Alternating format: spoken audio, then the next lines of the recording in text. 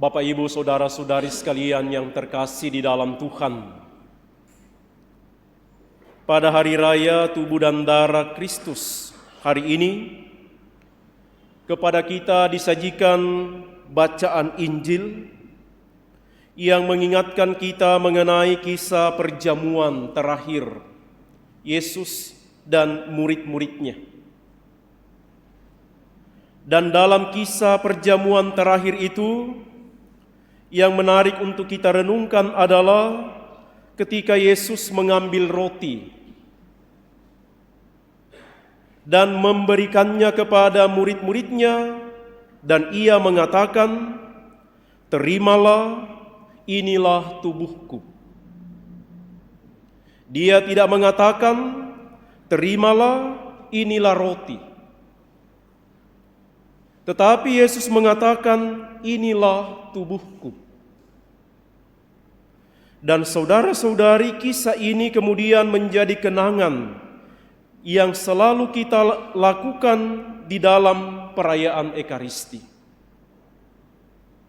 Ketika imam mengambil roti dan menyatakan, mengulang kembali kata-kata yang dilakukan oleh Yesus, "Ambillah dan makanlah, inilah tubuhku yang diserahkan bagi kamu." Maka perayaan hari raya tubuh dan darah Kristus menghantar kita untuk merenungkan apa yang terjadi di dalam perayaan Ekaristi. Apa yang kita sambut di dalam komuni. Di dalam perayaan Ekaristi kita menerima tubuh dan darah Kristus.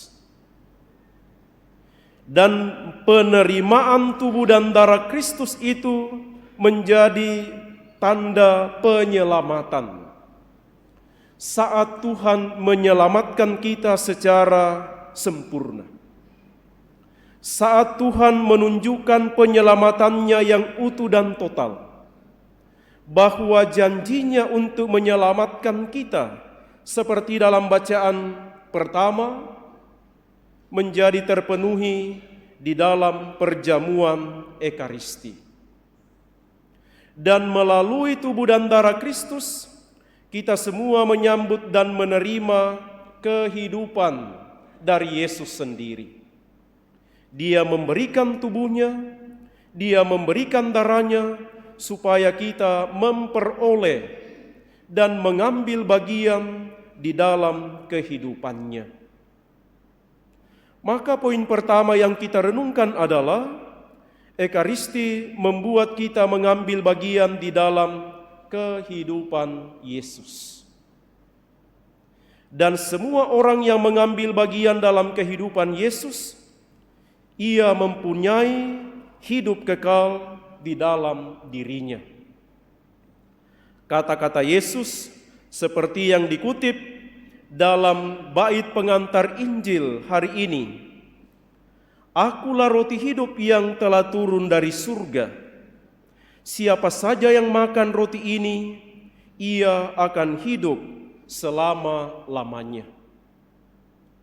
Maka dengan menyambut komuni, menyambut tubuh dan darah Kristus, kita memperoleh kehidupan kekal dalam Kristus yang memberikan hidupnya kepada kita.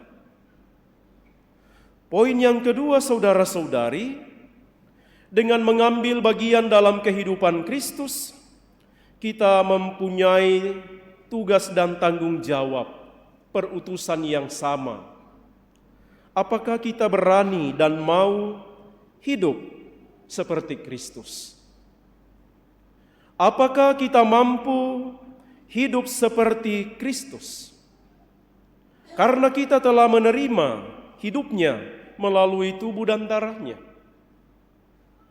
Salah satu poin penting untuk mengambil bagian dalam kehidupan Kristus, seperti tema novena kepada hati kudus Yesus hari yang kelima, kasih altruis harus mengampuni. Maka ketika kita mau mewujudkan dan mengambil bagian dalam kehidupan Kristus, sebagaimana Kristus rela berkorban menyerahkan nyawa untuk mengampuni kita. Maka kalau kita mau menunjukkan bahwa kita mengambil bagian dalam kehidupan Kristus, mari kita belajar juga untuk saling mengampuni. Itu bagian salah satu untuk mewujudkan bahwa kita hidup seperti Kristus. Hari Raya Tubuh dan Darah Kristus mengajak kita untuk mengambil bagian di dalam kehidupan Kristus. Poin yang ketiga, saudara-saudari, menyambut tubuh dan darah Kristus, kita menjadi satu keluarga Allah. Kita menjadi satu tubuh Kristus. Kita menjadi satu gereja. Maka perbedaan-perbedaan yang ada di antara kita tidak membuat kita terpecah satu sama lain. Tetapi persatuan dengan Kristus menjadikan kita sebagai satu tubuh Tuhan. Sehingga mari kita belajar mengusahakan persatuan dan persekutuan di dalam kehidupan kita. Mari kita mohon dalam perayaan Ekaristi ini, Ibu Bapa, Saudara-saudari sekalian, kita yang setiap saat menyambut komuni, kita yang setiap saat menerima kehidupan Kristus, semoga kehidupan Kristus itu nyata juga di dalam kehidupan kita sehari-hari. Semoga demikian.